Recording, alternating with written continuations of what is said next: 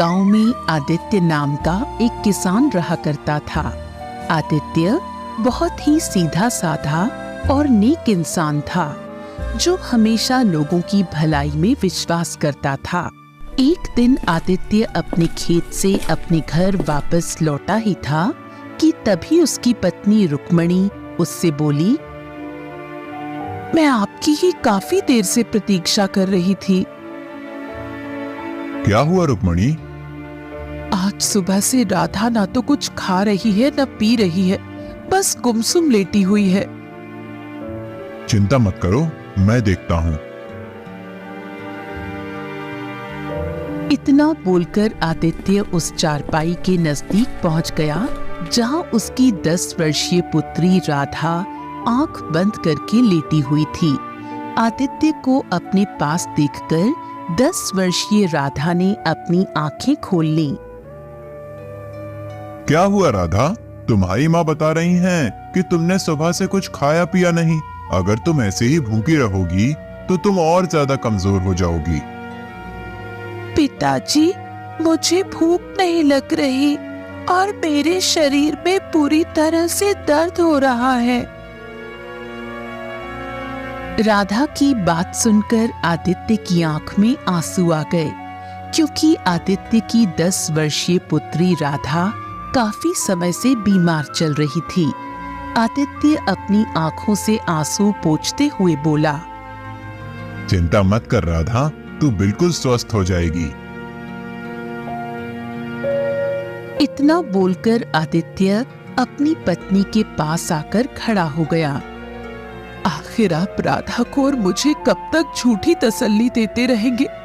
आखिर मेरी पुत्री को ऐसी कौन सी बीमारी लग गई है जो वो ठीक होने का नाम ही नहीं ले रही? तुम चिंता मत करो रुक्मणी, राधा की वजह से ही मैं खेत में कड़ी मेहनत कर रहा हूँ। मेरी फसल गांव में सबसे ज्यादा अच्छी उगी है। कल फसल की कटाई है। कल मैं फसल को राज्य में अच्छे दामों में बेच कर आऊंगा और उसके बाद हम अपनी पुत्री राधा का किसी अच्छे वैद्य जी के पास इलाज कराएंगे। हमारी बेटी ठीक तो हो जाएगी ना? रुक्मणी, मैं हमेशा लोगों की भलाई के बारे में सोचता हूँ और बचपन से मैंने एक ही बात सीखी है, कर भला तो हो भला। मैंने किसी का बुरा नहीं किया, तो विश्वास करो मेरे साथ भी बुरा नहीं होगा। इतना बोलकर आदित्य अपने घर से बाहर चला गया। कुछ देर तक आदित्य गहरी सोच में गुमसुम चलता हुआ एक झोपड़ी के पास खड़ा हो गया। उस झोपड़ी के बाहर एक बूढ़ा व्यक्ति बैठा हुआ था, जो कि आदित्य के गांव का एक बहुत बड़ा वैद्य था। वैद्य आदित्य की ओर देखकर बोला, क्या हुआ आदित्य? तुम्हारे चेहरे पर चिंता की लकीरें क्यों झलक रही हैं? आज मेरी पुत्री राधा ने सुबह से कुछ नहीं खाया और आज मेरी पत्नी भी मुझसे पूछ रही थी कि आखिर राधा को ऐसी कौन सी बीमारी लग गई है जो वो ठीक होने का नाम ही नहीं ले रही। इतना बोलकर आदित्य फूट फूट कर रोते हुए वैद्य से दोबारा बोला, अब मैं अपनी पत्नी से ज्यादा दिन तक झूठ नहीं बोल पाऊंगा। आदित्य की बात सुनकर वैद्य कुछ देर तक गहरी सोच में गुम रहे। कुछ देर बाद वो आदित्य के चेहरे को बहुत ही गौर से देखते हुए बोले, देखो आदित्य, मैंने तुमसे पहले ही कहा था कि तुम्हारी पुत्री को एक विचित्र बीमारी है और उसका इलाज संभव नहीं है। लेकिन मैं तुमसे ये नहीं कहूंगा कि तुम उसका किसी दूसरे वैद्य से इलाज नहीं करवाओ। केशव नगर राज्य में एक बहुत बड़े वैद्य रहते हैं जो कि मेरे गुरुजी भी हैं। तुम्हें जाकर उनसे मिलना चाहिए, परंतु वहां जाने से पहले तुम्हें धन का इंतजाम कर लेना चाहिए। कल मैं अपनी फसल काट कर राज्य में अच्छे दामों पर बेच कर आऊंगा और फिर उसके बाद मैं अपनी पुत्री को उन्हीं वैद्य के पास ले जाऊंगा जो आपके गुरु हैं। मुझे विश्वास है कि मेरी पुत्री सही हो जाएगी। ईश्वर करें ऐसा ही हो। वैद्य की बात सुनकर आदित्य अपने घर पर चला गया।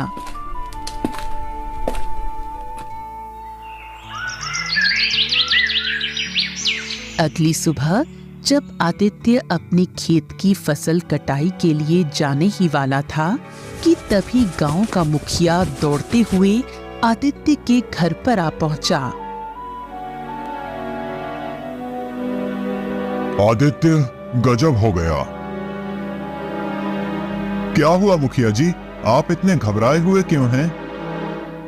जो खबर मैं लेकर आया हूं उसे सुनकर तुम भी घबरा जाओगे। जल्दी बताइए मुखिया जी, क्या हुआ है? आदित्य, कल रात तुम्हारी फसल में आग लग गई। तुम्हारी फसल जलकर राख हो गई।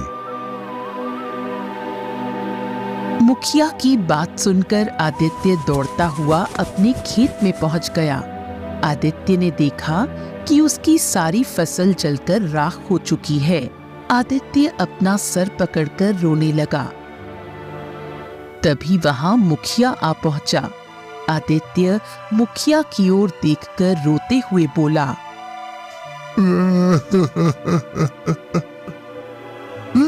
अब मैं क्या करूं मुखिया जी? सोचा था कि इस फसल को बेचकर अपनी बिटिया राधा का केशव नगर राज्य के वैद्य से इलाज करवाऊंगा। अब मैं क्या करूं? समझ में नहीं आ रहा आदित्य कि तुम्हारे खेत में आग कैसे लगी। आप नहीं जानते, मेरी फसल में आग नहीं लगी, बल्कि मेरी जी तोड़ मेहनत में आग लगी है। मेरा परिवार तो अब भूखा मर जाएगा। अब मैं क्या करूं? मैं जानता हूं तुम्हारी पुत्री विचित्र बीमारी से जूझ रही है, लेकिन तुम चिंता मत करो। अगर तुम चाहो तो मैं तुम्हें जमींदार से कुछ कर्ज दिलवा सकता हूं। ये सुनकर आदित्य अपने आंसू पोंछते हुए बोला, मुखिया जी, मैं आपका यह एहसान जिंदगी भर नहीं भूलूंगा। मेरी पुत्री का इलाज होना बहुत जरूरी है। तो फिर चलो मेरे साथ।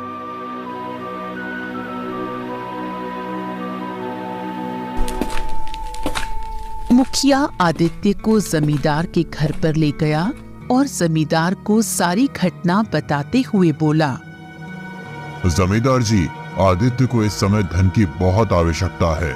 उसकी फसल जलकर राख हो गई है। उसके घर में खाने को खाना नहीं है। ऊपर से उसकी पुत्री एक विचित्र बीमारी से जूझ रही है। इस बेचारे के ऊपर तो एक साथ आफतों के पहाड़ टूट पड़े हैं। ठीक है, मैं इसे धन देने के लिए तैयार हूँ, लेकिन कुछ महीनों बाद मेरी पुत्री मोहिनी का विवाह होने वाला है। इसे सारी रकम ब्याज सहित वापस लौटानी होगी। मैं तैयार हूँ जमींदार जी। आप मुझे कर्ज के रूप में जितना भी धन दे देंगे, मैं उससे दोबारा खेती करने के लिए बीज खरीदूंगा और अपनी पुत्री का इलाज भी करवाऊंगा। जमींदार ने कुछ स्वर्ण मुद्राओं की थैली आदित्य को पकड़ा दी। आदित्य वो स्वर्ण मुद्राओं की थैली को लेकर अपने घर पर चला गया और सारी घटना अपनी पत्नी रुक्मिणी को बताते हुए बोला, जमींदार तो बहुत ही अच्छे आदमी निकले रुक्मिणी। अगर जमींदार जी मुझे कर्ज नहीं देते तो ना जाने क्या होता। मैं तो हिम्मत ही हार गया था। आप सही कहते हैं। अब हमें अपनी बेटी का इलाज कराने में देर नहीं करनी चाहिए। आदित्य उसी दिन अपनी पत्नी रुक्मिणी के साथ अपनी पुत्री राधा को लेकर केशव नगर राज्य के उस बड़े वैद्य के पास चला गया। वो बूढ़ा वैद्य राधा की जांच पड़ताल करने के बाद बड़ी ही गंभीर अवस्था में आदित्य की ओर देखकर बोला, मुझे क्षमा करें आदित्य, तुम्हारी पुत्री का इलाज असंभव है। ये सुनकर आदित्य और उसकी पत्नी रुक्मिणी बुरी तरह से घबरा गए। आप कहना क्या चाहते हैं? हम तो बड़ी उम्मीद लेकर आपके पास आए थे। आदित्य, कुछ विचित्र बीमारी ऐसी होती हैं जिनका इलाज भी बहुत विचित्र और दुर्लभ होता है। तुम्हारी पुत्री को भी ऐसी ही बीमारी है जिसका इलाज शायद ही इस संसार में हो। तुम अपनी पुत्री को यहाँ से ले जा सकते हो। आदित्य और रुक्मणी फूट फूट कर रोने लगे। वो दोनों उदास मन से अपनी पुत्री राधा को लेकर दोबारा अपने गांव वापस आ गए। अपने घर पर आकर रुक्मणी रोते हुए आदित्य से बोली, तो क्या हमारी पुत्री राधा कभी सही नहीं हो पाएगी? हिम्मत मत हारो रुक्मणी, मेरा मन अभी भी कहता है कि मेरी पुत्री राधा सही हो जाएगी। अरे केशव नगर राज्य के वैद्य ने अगर हार मान ली तो क्या हुआ? और भी राज्य में ऊंचे वैद्य हैं। मैं दूसरे राज्य के वैद्य के पास जाऊंगा, लेकिन फिलहाल तो खेत में काम करना भी जरूरी है क्योंकि जमींदार का कर्जा भी चुकाना है।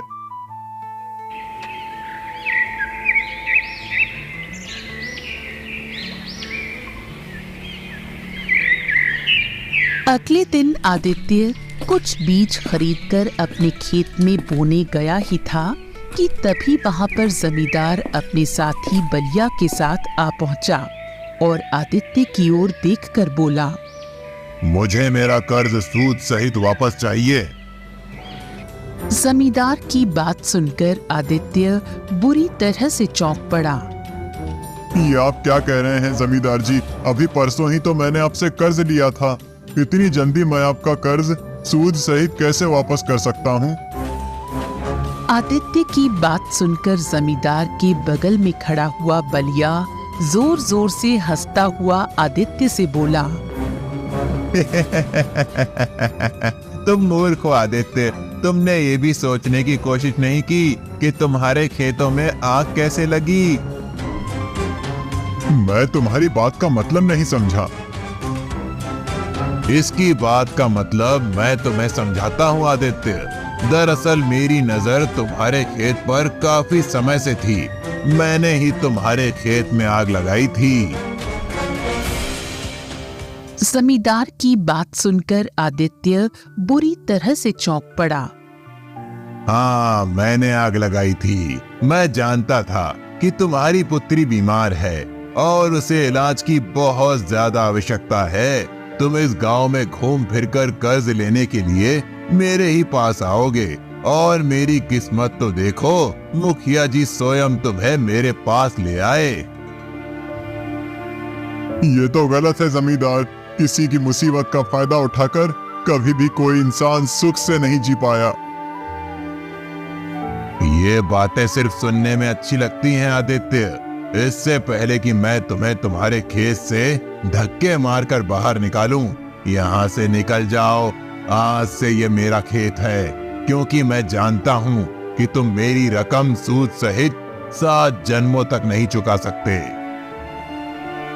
आदित्य समझ गया कि जमींदार की उसके खेत पर बुरी तरह से नीयत खराब हो चुकी है। आदित्य निराश होकर आंखों में आंसू लिए हुए अपने घर की ओर चल पड़ा। आदित्य आधा रास्ता पहुंचकर एक वृक्ष के नीचे बैठकर फूट फूट कर रोने लगा। आदित्य को नहीं पता था कि जिस वृक्ष के नीचे वो रो रहा था, उस वृक्ष के पीछे एक साधु बैठे हुए थे। आदित्य के रोने की आवाज सुनकर अचानक वो चौंक पड़े।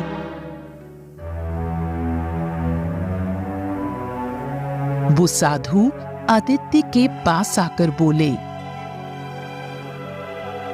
क्या हुआ? तुम रो क्यों रहे हो? आदित्य रोते हुए सारी घटना साधु को बताते हुए बोला, मेरी पुत्री मौत की कगार पर खड़ी हुई है और मेरा खेत भी जमींदार ने मुझसे छीन लिया। तुम्हारे साथ वास्तव में बहुत बुरा हुआ है। अगर तुम्हारे साथ इतना बुरा नहीं हुआ होता तो मैं तुम्हें एक रहस्य कभी नहीं बताता। कौन सा रहस्य साधु महाराज? एक ऐसा रहस्य जिससे तुम्हारी पुत्री की विचित्र बीमारी सही हो सकती है और तुम इतने धनवान हो सकते हो जिसकी तुम कल्पना भी नहीं कर सकते। साधु की बात सुनकर आदित्य चौंकते हुए बोला, साधु महाराज, मैं केवल यही चाहता हूँ कि मेरी पुत्री स्वस्थ हो जाए।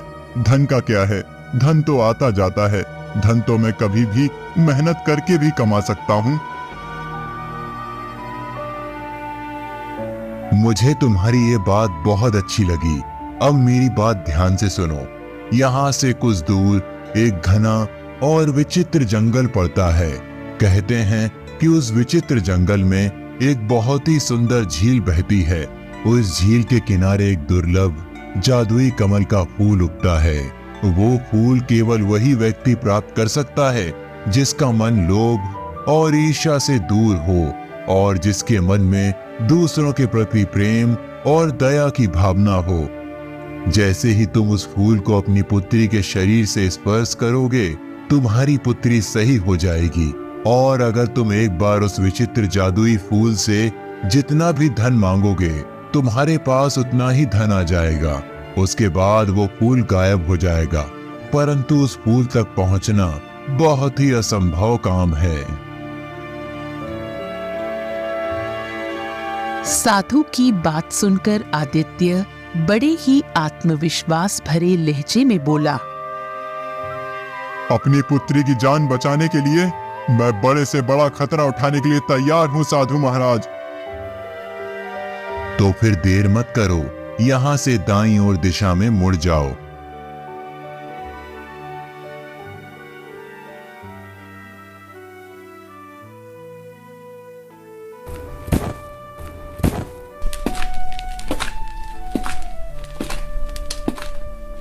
आदित्य तुरंत दाईं ओर दिशा की ओर चल दिया। आदित्य सुबह से लेकर शाम तक पैदल चलता रहा। रात तक आदित्य बुरी तरह से थक चुका था। आदित्य के पैर जवाब दे चुके थे। थक हार कर आदित्य एक घने वृक्ष के नीचे कुछ देर गया। आदित्य आराम करने के लिए बैठा ही था कि आदित्य ने देखा एक सुंदर हिरण उसकी कुछ ही दूरी पर दौड़ता हुआ आकर खड़ा हो गया। अगले ही पल झाड़ियों से एक शेरनी निकलकर हिरण के ठीक सामने आकर खड़ी होकर उसे घूरने लगी। शेरनी को देखकर हिरण बुरी तरह से डर गया। आदित्य इस दृश्य को बड़े ही गौर से देख रहा था। हिरण वहां से भागने ही वाला था कि तभी शेरनी मनुष्य की आवाज में हिरण से बोली, तुम मुझसे ज्यादा तेज नहीं भाग सकते। शेरनी के मुंह से इंसानी आवाज सुनकर आदित्य बुरी तरह से चौंक पड़ा। तभी हिरण भी इंसानी आवाज में शेर से बोला, मुझे जाने दो। नहीं, मुझे बहुत जोरों की भूख लगी है, मैं तुम्हें नहीं जाने दे सकती। तभी हिरण दया भरी नजरों से आदित्य की ओर देखते हुए बोला, तुम तो मनुष्य हो, क्या तुम मेरी जान बचा सकते हो? न जाने क्यों हिरण के ऐसा बोलने पर आदित्य को हिरण के ऊपर बहुत तरस आ गया। आदित्य शेरनी की ओर देखकर बोला, तुम तो शेरनी हो, फिर तुम इंसान की आवाज में कैसे बात कर सकती हो? मैं एक मायावी शेरनी हूँ। अगर तुम मायावी शेरनी हो तो फिर ये हिरण भी मायावी हुआ। तुम इसे छोड़ दो। मैं इसे एक ही शर्त पर छोड़ सकती हूँ। कौन सी शर्त? इसके बदले में तुम्हें अपना भोजन बनाऊंगी। क्या तुम इसके लिए तैयार हो? शेरनी की बात सुनकर आदित्य गहरी सोच में डूब गया। कुछ देर बाद आदित्य शेरनी की ओर देखकर बोला, मुझे एक विचित्र जादुई फूल की तलाश है। उस फूल के द्वारा ही मेरी बेटी की बीमारी सही हो सकती है। मुझे थोड़ा सा समय दे दो। मुझे उस फूल को अपने घर ले जाने दो। जैसे ही मेरी बेटी ठीक होगी, मैं तुरंत ही यहाँ पर आ जाऊंगा। नहीं, अगर इस हिरण की जान बचाना चाहते हो तो फिर तुम्हें अभी और इसी समय फैसला करना होगा। आदित्य ने देखा कि हिरण की आंखों में आंसू थे। हिरण बड़ी मासूमियत भरे अंदाज में आदित्य से बोला, मेरी माँ मेरा इंतजार कर रही है। अगर मैं समय पर अपनी माँ के पास नहीं पहुँचा तो उन्हें बहुत दुख होगा, और अगर उसे पता चला कि मुझे शेर खा गया तो वो जीते जी मर जाएगी। ये दुख सुनकर आदित्य शेरनी से बोला, ठीक है, तुम इस हिरण को जाने दो। तुम मुझे खा सकती हो, कर भला तो हो भला। अगर मैं इसका भला करना चाह रहा हूँ तो मुझे विश्वास है कि मेरा भी भला होगा। आदित्य ने इतना कहा ही था कि तभी हिरण रंग बिरंगी किरणों के साथ वहां से गायब हो गया और शेरनी रंग बिरंगी किरणों के साथ एक सुंदर लड़की में परिवर्तित हो गई। ये देखकर आदित्य आश्चर्य में पड़ गया। सुंदर लड़की आदित्य की ओर देखकर बोली, मैं वन देवी हूँ। वर्षों से मनुष्य उस विचित्र और जादुई फूल की तलाश में इस स्थान पर आते हैं। मैं उनकी इसी तरह परीक्षा लेती हूँ, परंतु तुम पहले मनुष्य हो जो इस परीक्षा में पास हुए हो। अपनी आंखें बंद करो।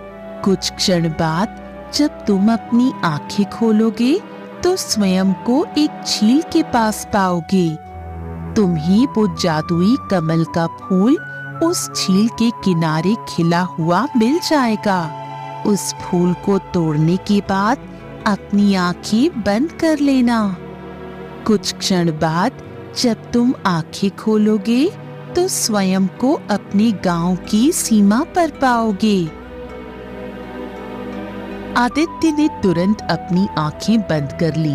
कुछ क्षण के बाद जब आदित्य ने अपनी आंखें खोली तो उसने अपने आप को एक सुंदर झील के नजदीक पाया, जिसके किनारे एक चमकता हुआ कमल का फूल खिला हुआ था।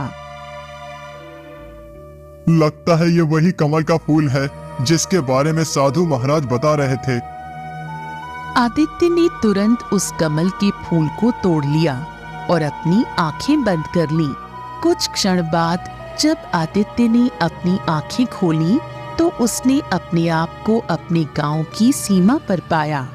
आदित्य दौड़ता हुआ अपने घर की ओर चला गया। आदित्य अपने घर पहुंचा ही था कि तभी उसने देखा कि आदित्य के घर पर जमींदार पहले से मौजूद था। जमींदार रोता हुआ बोला,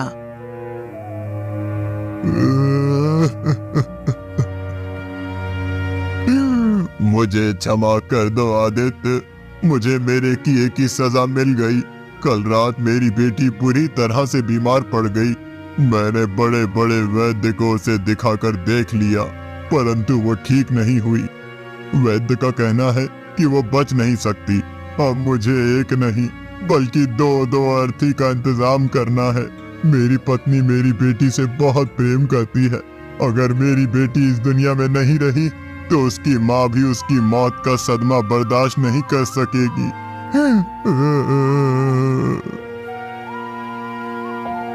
मेरे हाथ में जो ये कमल का फूल देख रहे हो, ये एक चमत्कारी फूल है। अगर इसे अपनी बेटी के शरीर से स्पर्श करोगे तो वो बिल्कुल स्वस्थ हो जाएगी। मैं इसे विचित्र जंगल से अपनी बेटी की बीमारी को ठीक करने के लिए तोड़कर लाया था। तब तो तुम्हें अपनी बेटी को ठीक करना चाहिए आदित्य। मुझसे तुम्हारा दुख देखा नहीं जा रहा। तभी वो फूल आदित्य के हाथ से गायब हो गया और रंग बिरंगी किरणों के साथ एक सुंदर पुरुष वहां पर प्रकट हो उठा। सुंदर पुरुष आदित्य की ओर देखकर बोला, तुम वाकई मन के सच्चे इंसान हो आदित्य। तुम्हारे कारण मैं आज श्राप से मुक्त हो गया। तुम जिस झील के किनारे से वो कमल का पुष्प तोड़कर लाए थे, मैं उस झील का मायावी राक्षस था। मैं एक दिन एक साधु की साधना को भंग कर बैठा। साधु ने क्रोध में आकर मुझे श्राप दे दिया और मैं कमल के फूल में परिवर्तित हो गया। कुछ देर बाद साधु को मुझ पर दया आ गई और उसने मुझसे कहा कि जब भी कोई व्यक्ति जिसका मन सोने की तरह शुद्ध होगा तुझे तोड़ेगा तू श्राप से मुक्त हो जाएगा। तुमने मुझे श्राप से मुक्त किया है आदित्य, मांगो, क्या मांगते हो? पहले तो मैं ये चाहता था कि मेरी बेटी की बीमारी सही हो जाए, परंतु अब मैं चाहता हूं कि जमींदार की बेटी की बीमारी भी सही हो जाए। तुम इससे अधिक और भी मांग सकते हो। बस मैं यही चाहता हूं कि मैं जीवन भर स्वस्थ रहूं, क्योंकि मनुष्य का असली धन स्वास्थ्य होता है। ठीक है आदित्य, ऐसा ही होगा। इतना बोलकर वो सुंदर पुरुष वहां से गायब हो गया और आदित्य की बेटी ठीक हो गई। जमींदार आदित्य की ओर देखकर बोला, मुझे माफ कर दो आदित्य, मैंने तुम्हारे साथ कितना गलत किया, उसके बाद भी तुमने मेरी मदद की। मैं तुम्हारे खेत वापस करता हूँ और तुम्हें दिया हुआ कर्ज भी मैं माफ करता हूँ। इतना बोलकर जमींदार वहां से चला गया। घर पर आकर उसने देखा उसकी बेटी भी स्वस्थ हो चुकी थी। कुछ दिन बाद वही साधु आदित्य के पास आकर रहस्यमयी अंदाज में बोले, जब तुम मुझे पहली बार मिले थे, मैं समझ गया था कि तुम ही वही इंसान हो जो उस झील के राक्षस को श्राप से मुक्त कर सकते हो। उस झील के राक्षस को श्राप मैंने ही दिया था। साधु की बात सुनकर आदित्य मुस्कुराने लगा और साधु भी मुस्कुराते हुए वहां से चले गए।